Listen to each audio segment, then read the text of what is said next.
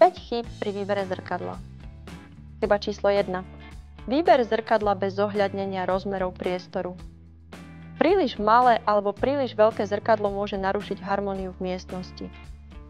Chyba číslo 2. Nesúlad štýlu so zvyškom interiéru. Vyberte zrkadlo, ktoré sa hodí k vášmu interiéru, či už je to moderný, klasický alebo boho štýl. Chyba číslo 3 je nesprávne umiestnenie zrkadla. Zlý uhol odrazu svetla spôsobí, že miestnosť bude vyzerať tmavšie. Chyba číslo 4. Úspora na kvalite.